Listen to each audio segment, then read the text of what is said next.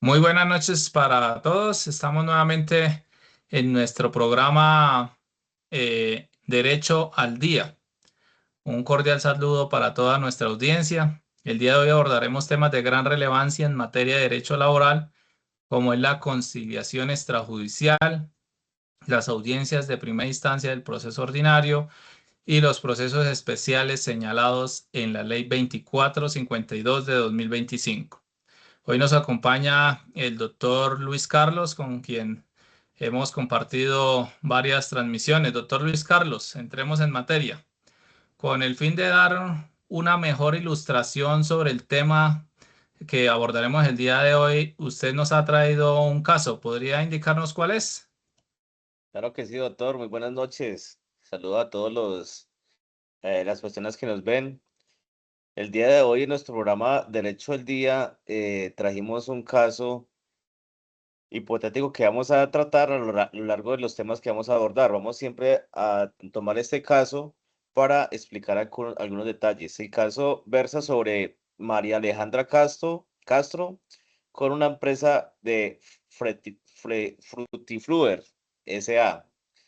Los hechos es que la señora María Alejandra Castro inició una relación laboral en la sociedad Frutifluer el 10 de enero del año 2023 mediante un contrato de trabajo a término indefinido para desempeñar un cargo de auxiliar de calidad. La trabajadora, o sea, María, percibía un salario básico de 2.500.000 pesos. Adicionalmente, de forma mensual y habitual permanente, recibía una suma de 400.000 pesos bajo la denominación de bono de calidad. Durante el último semestre de la relación laboral, o sea, de octubre 2025 a marzo 2026, la trabajadora laboró una jornada complementaria de 20 horas extras mensuales, las cuales fueron reportadas oportunamente, pero nunca canceladas a la empleadora. El 15 de marzo de 2026, el representante legal de la empresa para la cual trabajaba María la notificó verbalmente de la terminación de su contrato, alegando una reestructuración administrativa. No se presentó carta de despido formal ni se configuró ninguna de las justas causas. Al finalizar el vínculo, Frutifruer no realizó el pago de la indemnización por despido injusto ni la liquidación de sus prestaciones sociales, ajustar a la realidad salarial y que incluía el bono. Estos son como los hechos o la génesis del caso que vamos a evaluar. Bueno, doctor Luis Carlos, pero entonces, en este caso, ¿María debe demandar directamente a un juez laboral o qué camino, qué otro camino tiene? Bueno, María, para este caso tiene dos caminos. El primero es acudir a una conciliación extrajudicial, que sería una etapa, o podría ir directamente a una demanda en un proceso ordinario. Serían los dos caminos que tendría María para el caso. Qué interesante, pero ¿qué es una conciliación extrajudicial? Porque pues muchos de nuestros televidentes no conocen exactamente a qué se refiere ese término. Por supuesto, y es una pregunta muy oportuna, porque la conciliación extrajudicial en Colombia es un mecanismo de solución de conflictos que se realiza antes de iniciar un proceso. Por eso se llama extrajudicial, porque no está dentro de un proceso, sino extra, por fuera de un proceso. Este proceso es de ciertos casos y constituye un requisito de procedibilidad, o sea, en ciertos casos pide ese requisito de procedibilidad o que la ley obliga a intentar conciliar antes de acudir a una demanda. Para el caso específico de María, debemos decir que es importante indicar que el artículo 19 de la ley 2452 del 2025, esta conciliación en asuntos laborales no constituye un requisito de procedibilidad. Entonces, María, pues divinamente podría tener el camino de la conciliación extrajudicial o acudir directamente a una demanda. O sea, el juez no le va a decir, venga, si sí concilió o no concilió, él podría iniciar un proceso de manera inmediata. Pero entonces, Qué doctor, aquí bueno. me queda una duda, doctor. es ante qué autoridades podría acudir a solicitar esta conciliación extrajudicial María. Bueno, doctor, para el caso, las partes, en este caso María, puede acudir a la conciliación antes de presentar la demanda ante autoridades como los centros de conciliación, consultorios jurídicos de las instituciones de educación superior, las notarías, algunos otros conciliadores autorizados acreditados por el Ministerio de Justicia y de acuerdo a lo establecido en el artículo 20 de la Ley 2452 de 2025, lo puede hacer ante los jueces laborales. Puede ser jueces laborales del circuito o jueces laborales municipales de acuerdo a sus competencias por razón de la cuantía. Ok, doctor, pero este tema de laboral se puede conciliar. Bueno, inicialmente debemos tener claro que se pueden conciliar aquellos derechos inciertos y discutibles y por el contrario, no se pueden conciliar, esto es muy importante tenerlo en cuenta, todos aquellos derechos ciertos e indiscutibles. Pero doctor, para aclararle a la audiencia que hoy nos acompaña, ¿cuáles son esos derechos ciertos, discutibles y los indiscutibles? Son términos Bueno, muy técnicos que sería importante que conocerlos. sí, claro, esto genera un poco de confusión. Inicialmente, pues explicaremos con los ejemplos, digamos, los derechos ciertos e indiscutibles son aquellos que hacen referencia al salario, a las vacaciones, a las cesantías e intereses de las cesantías, a la prima de servicios, a los aportes a la seguridad social, como es la salud, la pensión, los riesgos laborales, y puede ser las horas extras, aquellas que estén debidamente registradas y soportadas. En cuanto a los derechos inciertos y discutibles que podemos conciliar, tenemos aquellas horas extras que no tengan algún soporte y que no estén registradas, las bonificaciones extralegales, como por ejemplo bonos por productividad, por cumplimiento por ventas, otros beneficios como auxilio de transporte para aquellos trabajadores que ganan más del salario mínimo, los bonos que algunas empresas dan en materia de alimentación, los auxilios educativos, entre otros. Bueno, doctor, seguimos aquí en nuestro programa y nos llega una pregunta a nuestro chat virtual y como sé que usted es un experto en la materia, procederé a transmitírsela. La pregunta de nuestro televidente es, ¿cuál es el procedimiento que se surte para la conciliación extraprocesal ante los jueces laborales antes de presentar una demanda? Claro, qué pregunta tan interesante, doctor. Y me alegra mucho ese tema de experto en la materia. Se lo voy a contar a mi esposa esta noche. Claro que Vamos sí. a explicar este tema en varias facetas. Esos requisitos que establece el procedimiento de conciliación están enmarcados en nuestra ley 2453 del año 2025. Y allí trae consigo es unas reglas específicas para tratar ese tema. Y estas 10 reglas son, la primera es que los jueces laborales del circuito y los jueces laborales adelantarán de acuerdo a sus competencias y a razón de la cuantía. Ojo que allí hay un tema muy importante, de acuerdo a las competencias y la razón de la cuantía. La segunda regla es que la solicitud de conciliación podrá ser presentada de manera conjunta o individual por las personas naturales o jurídicas interesadas en solucionar las diferencias.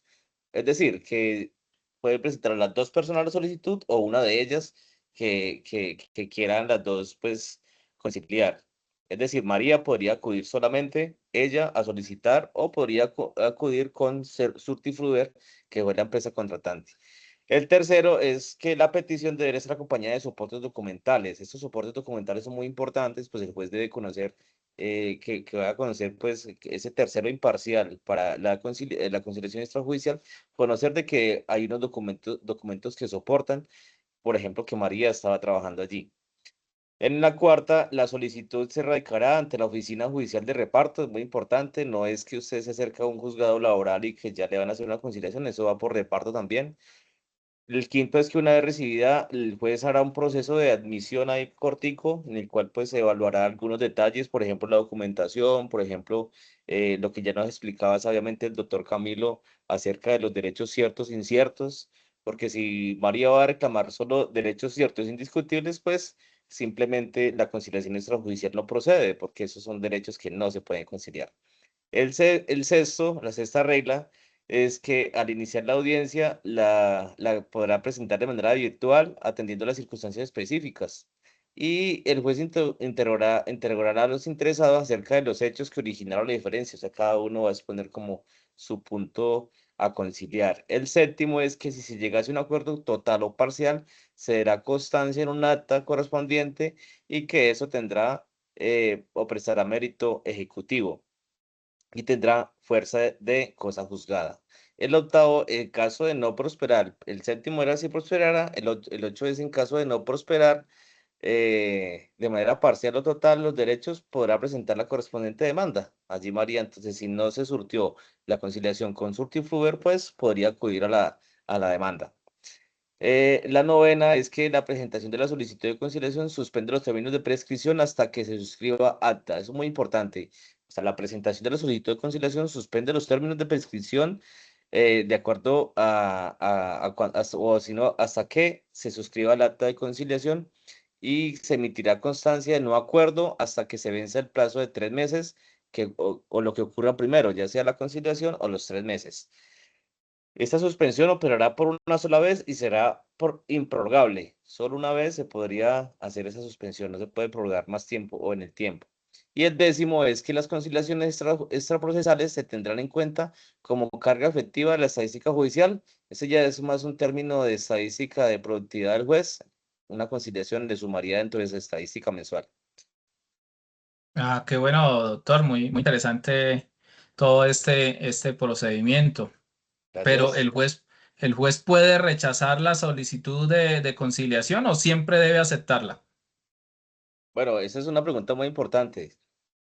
Es la más importante de esta noche, vea que en teoría, como se trataría de una conciliación, el juez no podría rechazarla, pero vea que el juez sí puede rechazarla de manera motivada y contra ella no procede ningún recurso. O sea, el juez dice, ese aspecto, esta diferencia no es conciliable, por ejemplo, con lo que ya venimos hablando con los derechos que son inconciliables.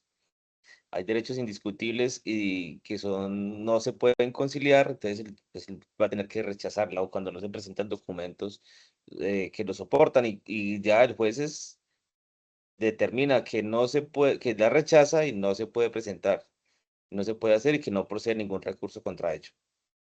Ok, doctor, muchas gracias. Listo. Doctor, entonces, pasando a otro tema que tenga conexidad con lo que estamos hablando, en caso de que no se logre una conciliación, ¿qué podría hacer María? María que no concilie con Frutifruber, ¿qué podría hacer ella?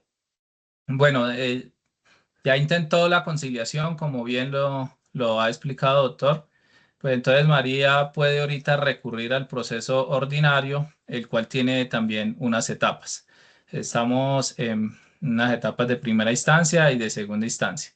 Respecto a las etapas de primera instancia, entonces, una vez presentada la demanda, el juez correrá traslado a todas las partes interesadas, lógicamente entre ellas el demandado, y por un término de 10 días. El demandado, pues, contestará la demanda como está establecido en la norma y también podrá proponer la reconvención ante el mismo, siempre que el juez sea competente para conocer de esta o sea admisible la prórroga de la competencia. Aquí es importante tener en cuenta que esta demanda de reconvención también surtirá o correrá traslado, el juez también le correrá traslado a las partes por el mismo término, es decir, por otros 10 días. Eh, en cuanto a las audiencias, ya en el proceso como tal, podemos indicar que en el artículo 258 de la Ley 2452 de 2025 está establecida la audiencia inicial de conciliación, decisión de excepciones previas, saneamiento, fijación del litigio y decreto de pruebas. Esto ya Es decir, ya hemos agotado la fase de contestar la demanda, de presentar la demanda de reconvención, ya estamos es en audiencia. Lo primero que hace el juez en esta audiencia, pues es intentar una conciliación. Ya estaríamos hablando de una conciliación judicial porque ya pues estamos dentro de un proceso. Entonces, el juez los invitará para que en su presencia intenten conciliar sus diferencias. Él propondrá algunos mecanismos sin que esto signifique prejuzgamiento y pues las partes pueden dar a conocer sus puntos de vista para ver si se llega o no a la conciliación.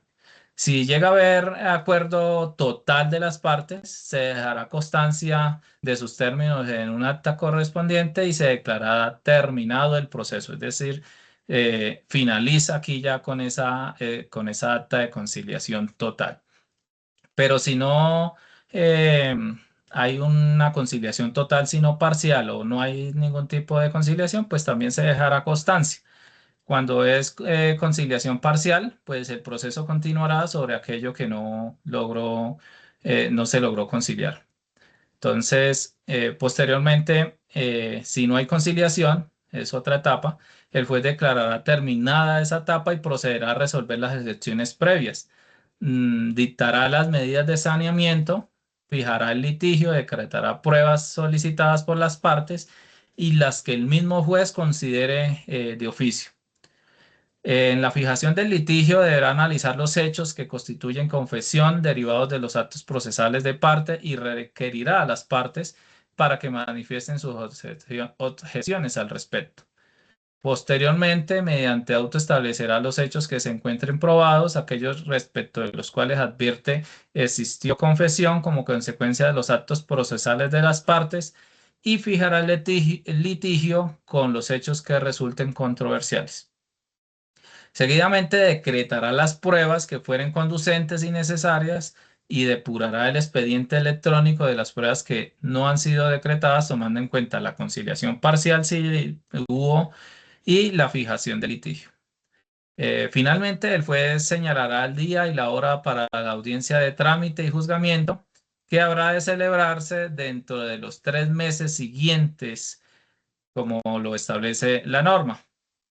Aquí pasamos a la segunda audiencia, que es la audiencia de trámite y juzgamiento, la cual está señalada en el artículo 259 de la ley en mención, y donde debemos indicar que ya el día y la fecha señaladas por el juez, este practicará las pruebas, dirigirá las interpelaciones o interrogaciones de las partes y oirá las alegaciones de estas. Los testigos serán interrogados separadamente. ¿Esto con qué fin? Con el fin de que evitar de que se contaminen o que escuchen lo que dijo el otro o los otros testigos. Cerrado el debate probatorio, se dará la oportunidad a las partes para las alegaciones. Seguidamente, el juez proferirá sentencia de forma oral. Hay casos donde, digamos, el juez requerirá de un tiempo para poder dictar la sentencia, entonces podrá decretar un receso de hasta 1 hora. Luego de pasado este tiempo, pues dictará sentencia. La norma también nos establece que de manera excepcional el juez se podrá abstener de dictar sentencia de forma oral, eh, pero pues dará a conocer el sentido del fallo y dentro de los 10 días siguientes deberá emitir la sentencia de manera escrita. Finalmente, queremos hacer alusión o referirnos a un aspecto muy importante que trae esta ley, que es lo señalado en el artículo 160, que indica sentencia anticipada, que lo podrá hacer el juez de oficio a solicitud de parte en unos casos muy específicos. Por ejemplo, cuando se trate de asuntos de puro derecho que no requieran la práctica de pruebas diferentes a las allegadas en la demanda y en la contestación de la demanda. Cuando en la demanda, este segundo aspecto es cuando en la demanda o en su contestación únicamente se hayan solicitado pruebas documentales y sobre estas no se haya alegado tacha o desconocimiento. cuando el demandado se allane a las pretensiones de la demanda en los términos del artículo 70 de este código, sería la tercera forma de que el juez puede dictar sentencia anticipada. La cuarta es cuando se encuentre probada la cosa juzgada, la conciliación, la transacción, la falta de legitimación en la causa, la caducidad en los asuntos que procede según la ley y la prescripción extintiva. Y cuando cualquiera de las partes o de sus apoderados lo soliciten, siempre que se verifique alguna de las causales establecidas en los numerales 1, 2, 3 y 4 que acabamos de hacer referencia, doctor. Espero que, pues es un tema un poco extenso, lo abordamos así de manera muy somera y un poco rápida, pero pues nuestro programa es un poco corto, entonces vamos avanzando. Doctor Luis Carlos. Nos indican que en la nueva ley existen unos procedimientos especiales. ¿Nos podría usted indicar o indicarle también a la audiencia cuáles son? Sí, doctor, gracias. Nuevamente, vamos a nombrarlos de manera rápida, pues ya vamos en minuto 24, pero vamos a hacerlo de manera rápida porque hemos hecho un trabajo muy profundo al tema. Entonces, de esos procesos especiales sabemos que el proceso ejecutivo del trabajo de la seguridad social es el primero, el segundo es el proceso monitorio del trabajo y la seguridad social, que se pretende el pago de la obligación determinada y exigible. El tercero es el proceso del fuero. Recordemos que hay fuero sindical, fuero en maternidad, fuero por situación de discapacidad, prepensionado, acoso laboral, fuero por estabilidad laboral reforzada, fuero circunstancial, ese es temporal. El cuarto proceso es el de calificación de ilegalidad de suspensión de huelga, paro colectivo de trabajo. El quinto proceso especial es el arbitramiento del derecho en materia laboral y seguridad social.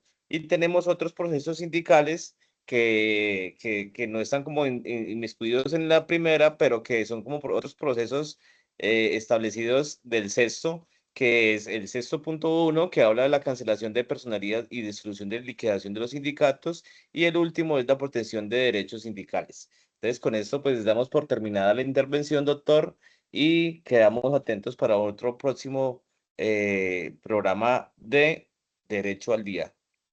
Claro que sí, doctor Luis Carlos, pues el tiempo en televisión es muy corto y este es un tema bastante nuevo y bastante extenso. Esperamos que pues todos nuestros televidentes les haya gustado el programa y pues nos vemos dentro de 8 días en una nueva edición de este gran programa. Muchas gracias a todos. Buen día, doctor.